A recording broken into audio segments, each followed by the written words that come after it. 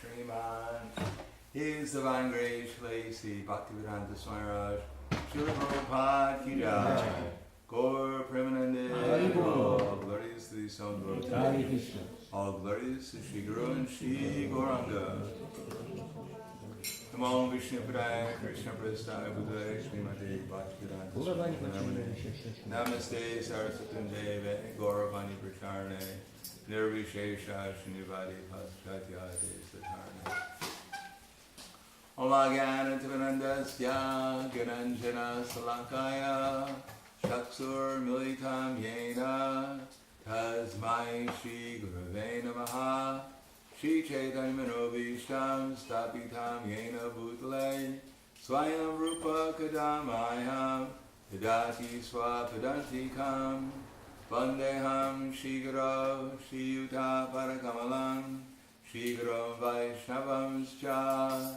Shirupam Sagrajatam Sahagana Raganatam Vitam Tam Sajivam Sadvaitam Savadutam Parijana Saitam Krishna Chaitanya Devam Shri Radha Krishna Padan Sahagana Lalita Shri Vasakans Vitams Cha Hey Krishna Karna Sindhu Dinabando Jagatpate Gopesha Gopika Kanta Radha Kanta Namostute Tapta Kanchana Gaurangi Radhe Vrindavaneshwari Vrishubhana Siddha Devi Pranamami Hari Priye Vancha Kapa Trubhyascha Kripa Sinubhyevacha Patidanam Pavanebhyo Vaishnavebhyo Namo Namaha Shri Krishna Chaitanya Pranithananda Shadvaiti Gadadhar Shivasadi Gaur Bhaktivinoda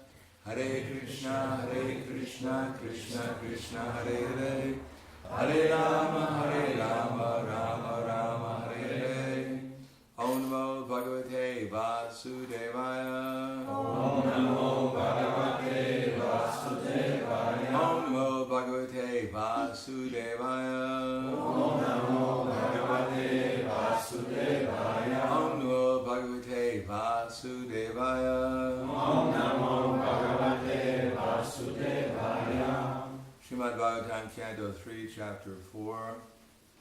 Vidura approaches Maitreya, text number 28.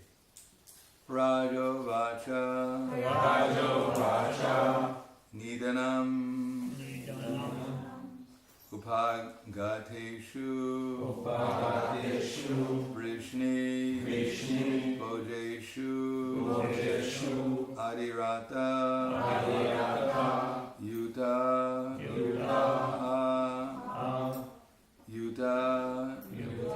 Eshu Mukya Sa Tu Katam Avashista Udava Yat Hari Api Tat Yaje Akritim Tri Adisha Rajo Vacha Nidana Upagateshu Rishni Bojeshu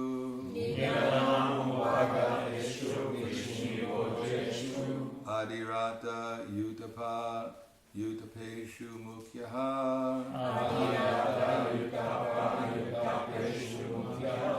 Sata Katam Avashista Udavoyad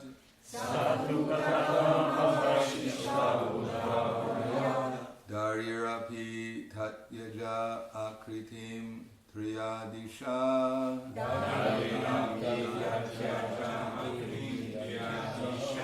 Rado Vacha Nidana Upagateshu Rishni Bodeshu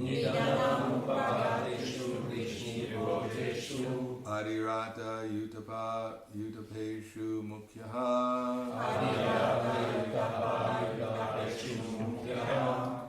Satam Katam Avashista Udavoyad Darirapi Tatyaja Akritim Triyadisha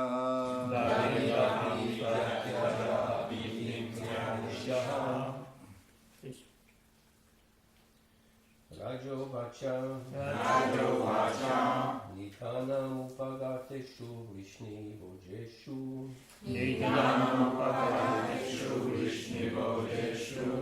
Adirata Yutapa Yutapeshu Mukyam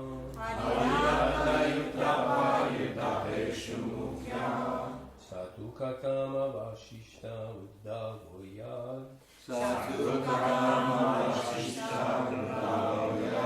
Darirapi Tyatyaja Akritim Triadishaham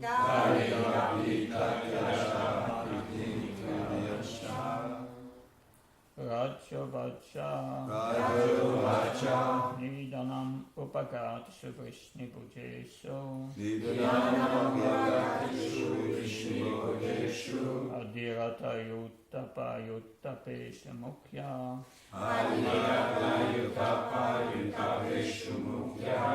Satukatam Avashista Udavoyat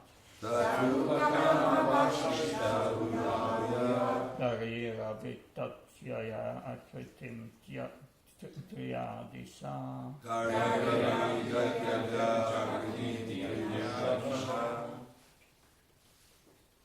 Ladies.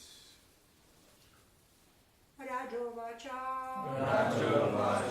Nidanam Upagateshu Vishni Bogeshu Adirata Yutapeshtu Mukyaha Satukatama Vashishta Udavoyat Darirapi Tatyaja Akritim Triadisham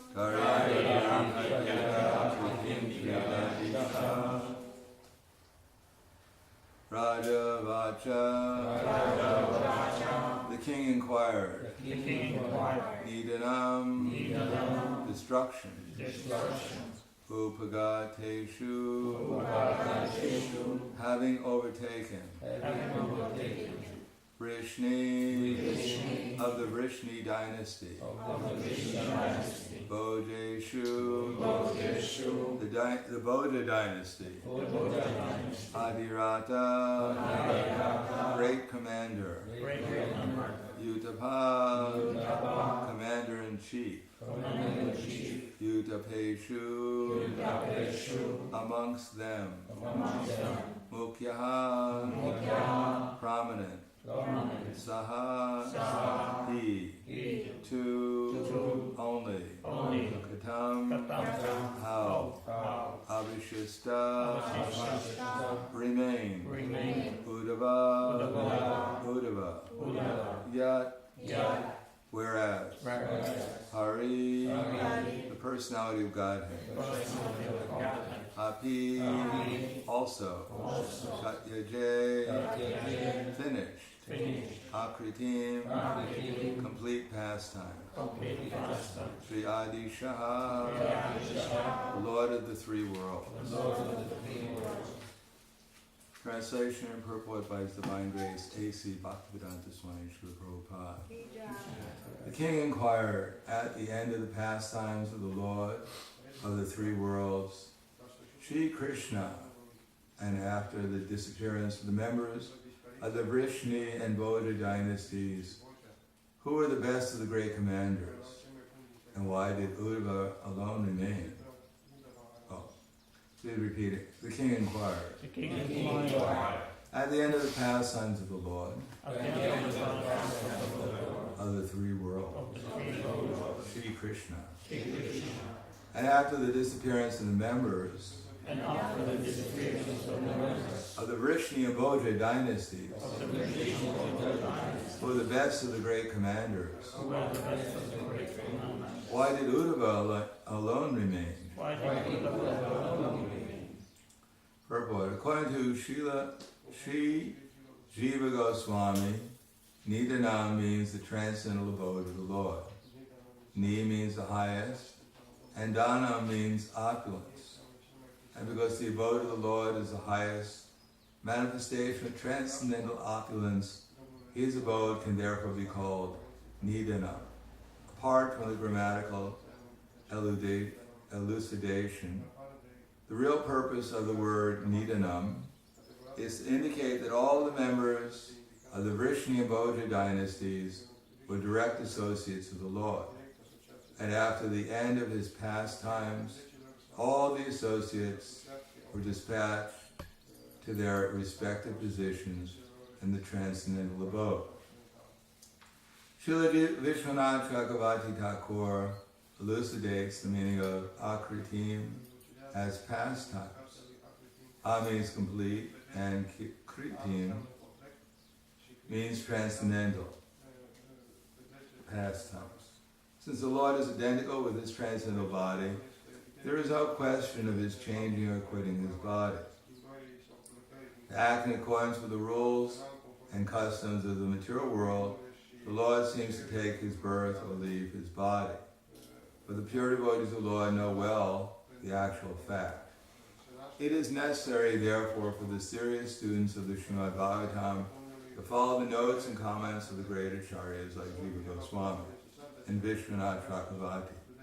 To others who are not devotees of the Lord, the comments and explanations of such acharyas may appear to be grammatical jugglery, but to the students who are in the line of disciple succession, the explanation of the great acharyas are quite fit. The word upagateshu is also significant. All the members of the Vrishni and Bhoja directly reach the abode of the Lord. Other devotees do not reach the abode of the Lord directly, but the pure devotee, pure associates of the Lord, have no attraction for the opulence of any planets in the material world.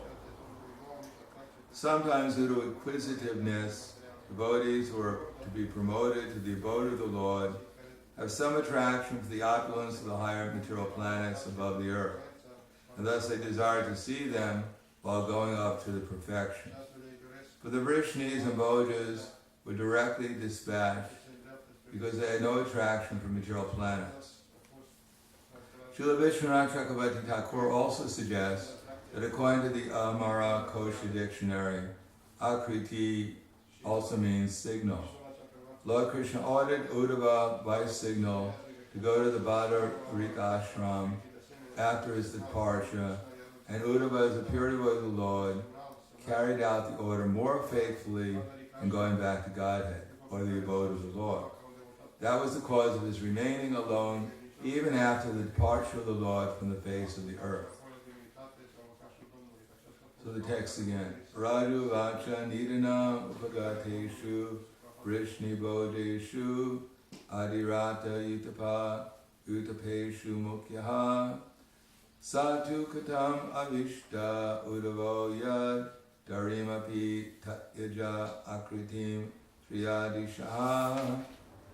The king inquired at the end of the pastimes of the Lord of the three worlds, Shri Krishna, and after the disappearance of the members of the Vrishni and Bhoja dynasties were the best of the great commanders, why did Uddhava alone remain?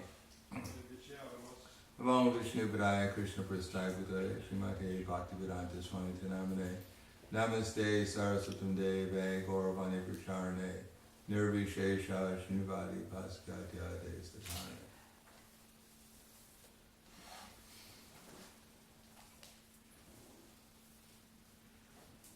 So King Parikshit is inquiring about what exactly the situation is. Why is it that Krishna left the planet, and why did all these great commanders kill each other in a fratricidal war? And of course this will be explained that this is just a show. Krishna is quite a dramatic actor. It would be very anticlimactic if all these members of the Vrishni dynasty died in bed from a cold. Therefore, something more dramatic had to happen, just suitable for Krishna's pastimes. To have a fratricidal war where something like billions of people die, it's quite dramatic. And then, of course, Baladev manifests a snake from his mouth, and the snake takes him back to the spiritual world. So that's quite a show. Sheshanaga. But actually, since none of the members of the Vrishni dynasty, especially the great devotees of associates of Krishna, were in the Bali concept of life, there was no real killing of the members of his family, because they're all eternal. They're all eternally Krishna conscious. Therefore, it was just a means of taking them from one place to the next. And as it says here, this is more or less what people would expect if, in Krishna's pastimes, at the end of his pastimes, Vaikuntha airplanes came and planes from Goloka Vrindavan came and took everyone back. It would be rather strange. People would think, well, this is really a fairy tale. We thought it was strange, but suddenly all these spiritual planes appear in the sky and everyone goes back to Godhead. Sure, right. So they'll accept it more as realistic if there's a big war and they kill each other. It's just more or less in line with what they expect. The materialists, at least. After all, Krishna was killing so many other people during his pastime. There was obviously something strange about him to begin with. As I said before, his parents were thieves. Oh, well, at least his parents were criminals. He was born in a jail. He was a killer of his own nurse. He killed animals in the forest. He chased after all the girls in the village. He escaped to a city. There he came out periodically and killed anyone who came to visit him. So it's expected that such personalities would wind up killing each other in some great war, because that was more or less their history. That was their tendency to begin with. So it just goes along with what people would expect. After all, he was an aboriginal cowherd boy, and somehow or another he got a throne, and what do you expect? He was out of place.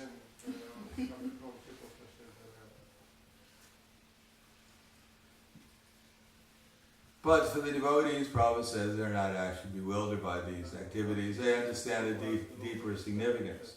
For the non-devotees, if you explain to them the difference between themselves and their body, they can't understand. If they can't understand that, they can't understand spirit. If they can't understand spirit, they can't understand that Krishna has a spiritual body. If they can't understand that Krishna has a spiritual body, then how can he have spiritual activities? And if he can't have spiritual activities, they must be mundane activities. If they're mundane activities, they're exactly the same as our activities. Maybe a little bit more extraordinary, but after all, they're more or less mundane. And maybe Vyasadeva, who knows, it seems like it's just a story tale. Who knows what he was doing in the Himalayas, where there's so many herbs around there. How he came up with these stories. Because we were supposed to believe that Krishna had all these amazing pastimes of building cities in the middle of the ocean, and we also have to believe that there are people with 4 heads riding on swans. And other people have 3 heads and they ride around the universe on bulls. Others, their bodies are full of eyes, and still they're able to go to sleep at night. Imagine having to close your eyes at night. How much effort that would take to go to sleep. Anyone who touched you would probably poke out one of your eyes.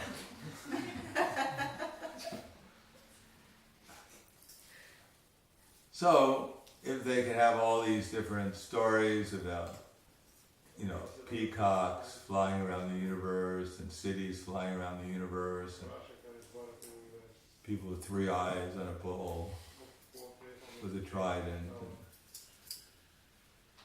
other people have 4 arms and 4 heads, and anything's possible. So anyhow, they're nice stories, and at least gave some material for the Hare Krishna movement to distribute. Otherwise, they don't know what else to do to make some money so they can eat. So in that way, people will become bewildered. Because if we can't understand the basic principle, how the body is changing, but the soul is always the same, then we won't understand, no one can understand anything else beyond that. So rather than trying to explain to people about the spiritual world, and there you live forever, and you have a spiritual body made out of bliss and awareness, you're just totally aware, because all your senses can do all the activities, all the other senses. It's kind of like a super drug trip that you're on. And there you live forever, and all you do is play games and eat and sleep. But there's no mating, so most people wouldn't want to go there anyhow. So they hear about that. Palaces made out of touchstone that can turn iron into gold, and everyone's just dancing all the time. They think these people are crazy. We thought they were crazy, but now we know they're crazy. And then there are other planets, the heavenly planets. That people will believe a little bit more.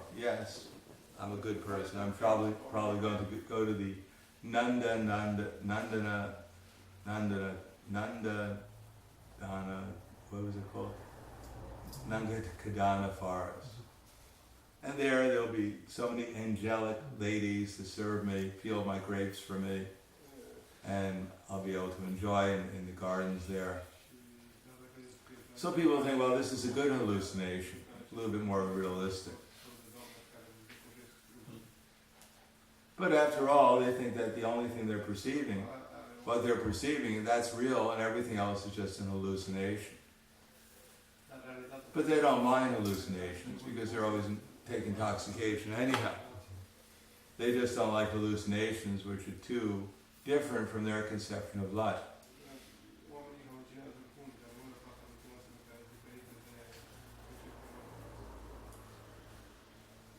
And therefore, here he explains that the devotees, sometimes they themselves are curious to find out what the higher planetary systems are like.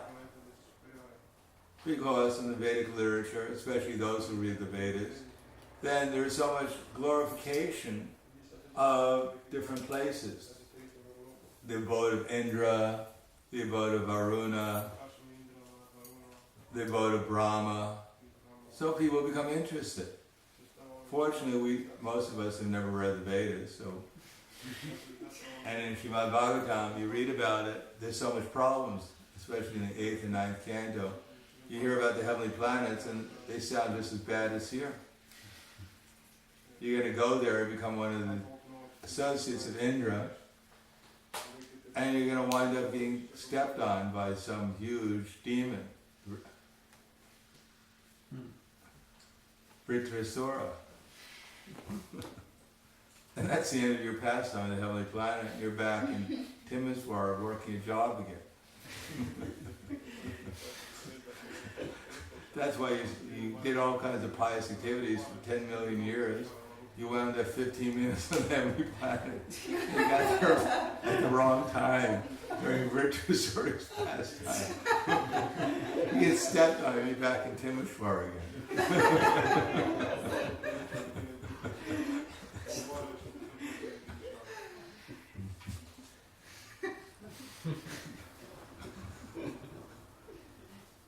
Therefore, in the 8th canto, we find that so many pastimes in the heavenly planets are there, and they're all miserable. Indra is miserable. He's hiding in a lotus flower for so many thousands of years as a demigod. Some lady with tuberculosis is chasing after him. It's just all problems. The demons, Bali, with his army attack, and he has to flee. There's nothing nice about living in the heavenly planet.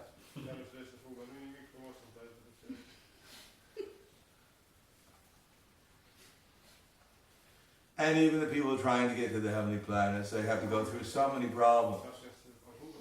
Some king, he gets Vishwamrita Muni to send him to the heavenly planets, and he just says you're not qualified, so he throws him down. Then the king throws him up again, and he gets thrown down. And he's just like Indra and Vishwamrita Muni are playing ping pong.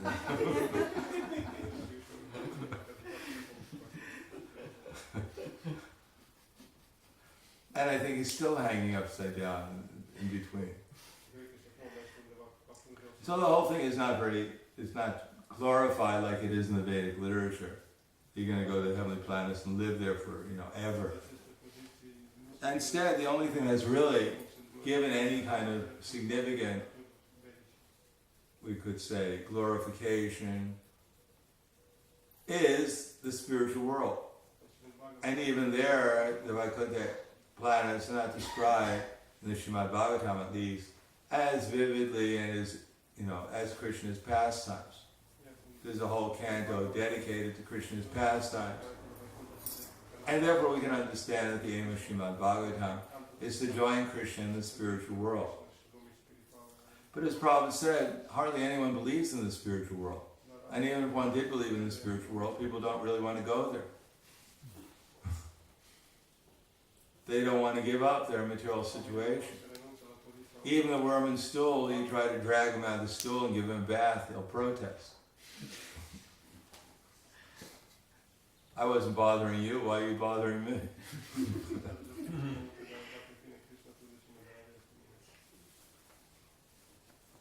Because we have no experience of what the spiritual world is. We have no experience hardly of what spiritual existence is. So why would we want to go to some place we have no experience of? Although it may be glorified, but it's quite a switch. To go to some place where you can't come back or you don't come back is a real strange conception. They close the door behind you and you're there, you're stuck, even if you don't like it. And because we don't have a clear conception of what spiritual life is, therefore we generally we can only compare it to our material life. I'll have some service there forever. There's no upward mobility there. I can't get an education, change my occupation. And at best I become as a coward girl. And the only thing I do is churn yogurt all day long, forever. If I'm lucky, that's the highest. Otherwise I become a blade of grass and my pastime is everyone steps on me eternally. I'm supposed to like it. And whether I'm smiling or not, no one cares. Because blades of grass don't smile. I can't say anything either. Get me out of here. Maybe into a flower at least. So that's our material conception, bringing it into the spiritual realm. And we won't be able to change that. We can't artificially just imagine what the spiritual world is like. We can hear about it. We could try to think about it. We can meditate on it. But ultimately it has to be revealed to us through our sincerity. So that means to gradually try to concentrate our minds on devotional activities with care and attention. At the same time, chant the Hare Krishna mantra, trying to avoid offenses, perform devotional service, and try to preach the Hare Krishna movement. So in so many different ways, gradually something may be revealed to us, and then we may develop gradually become liberated from our material conceptions of life, and then we'll be ready for some spiritual conception of life. We can't be given a spiritual conception of life, remain attached to our material conception of life. But that's not so easy to give up. Something we've cultivated since time immemorial. We're not about to give up in a day. Therefore we have to be a little patient and take advantage of the sadhana that's given to us and the opportunity to preach and to do it the best we can, to utilize our time the best we can, and that way to try to make a little progress so that day after day we actually feel we're actually getting free from our material conception of life and become more receptive to the holy name and to the ideas coming from Srimad Bhagavatam and Bhagavad Gita and Chaitanya Charitamrita.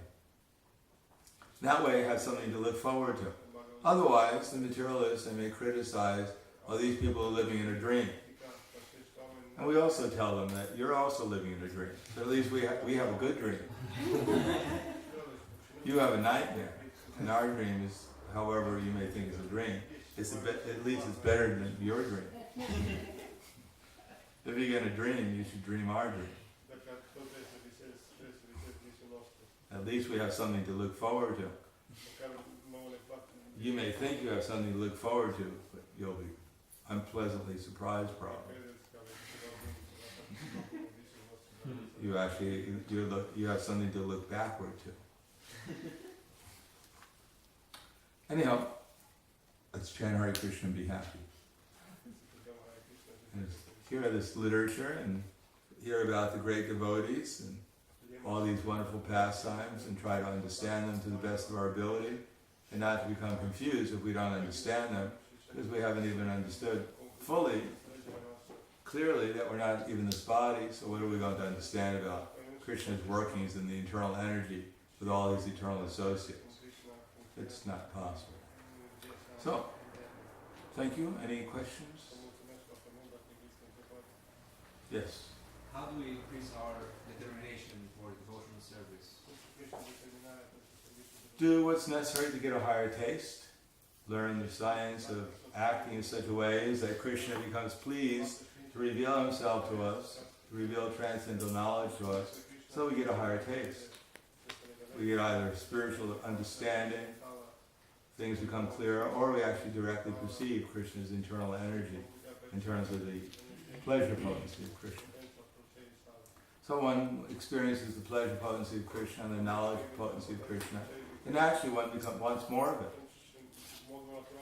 It's not just struggling to get some,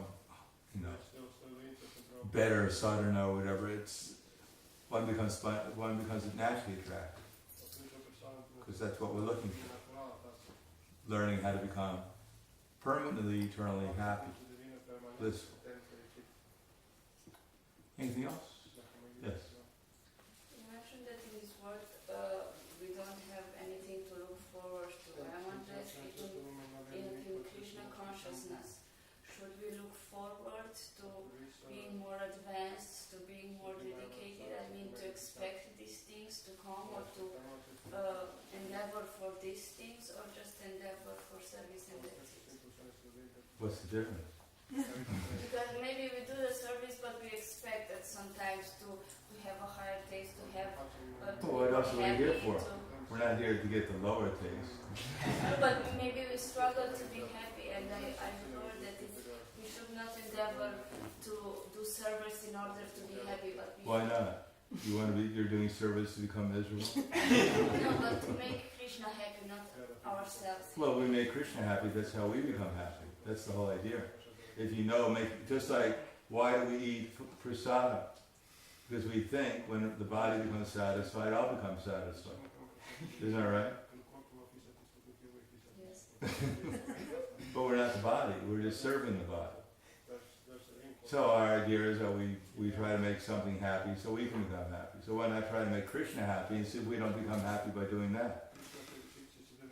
I don't know, I feel that You should torture yourself, that will make Krishna happy. we have some motive that is not just the pure devotion. Yeah, of course, we're not pure devotees.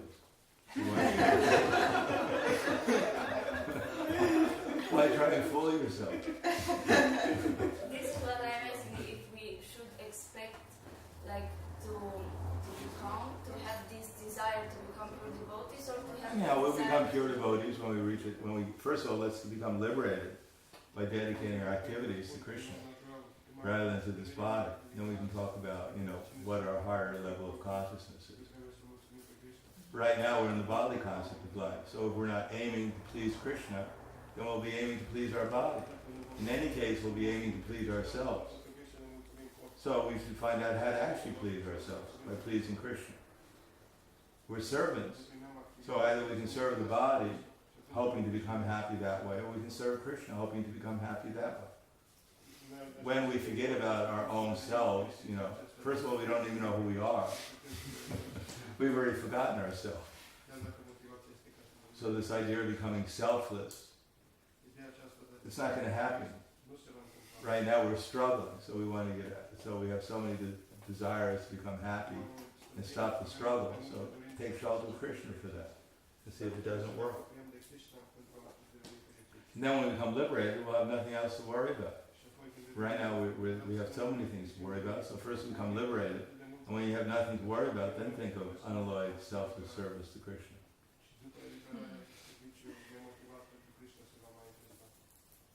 Yes, it would be nice. I'm only doing this to please Krishna. We should think like that. I'm doing it to please, at least I'm doing it to please Krishna. Just like we do things to please the body, because we know it's all for our benefit. So we should do things what's pleasing to Krishna. So that's good. So it's not that if I do things to please Krishna, then automatically I should be displeased by doing it. Krishna will only be pleased if I'm displeased. Now Krishna will also be pleased when he sees I'm pleased. But I should try to, just like we have relationships with people, because we know if I do something to please them, I'll also be pleased. So why not try to do something to please Krishna? And we should expect to be, we should be surprised if we become pleased. Oh my God, I'm becoming pleased. This is this is a failure. Krishna must be morose, seeing that I'm pleased. I spoiled my devotional service.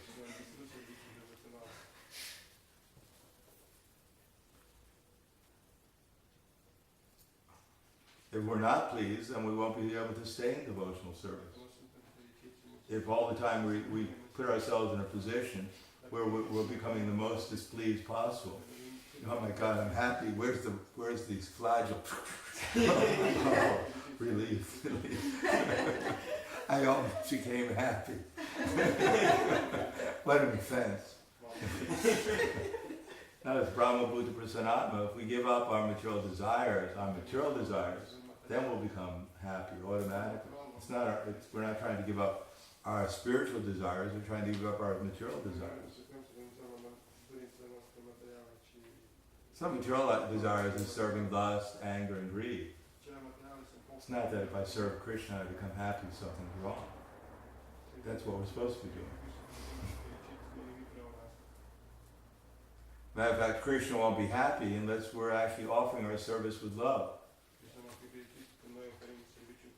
So if we're actually doing it with love, we'll be pleased.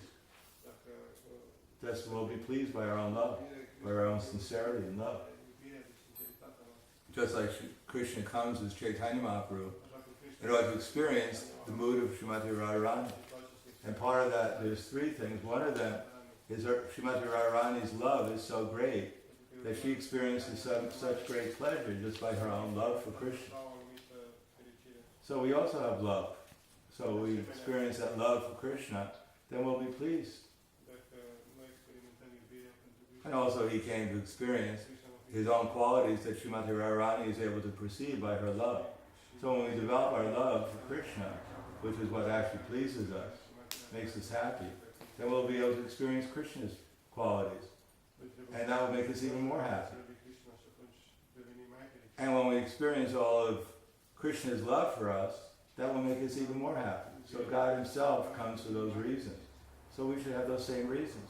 We should try to, loving Krishna will make us happy. And experiencing Krishna's love will also make us more happy. Experiencing the wonderful qualities that Krishna has will make us even more happy. So if it's good enough for Krishna, it must be good enough for us too.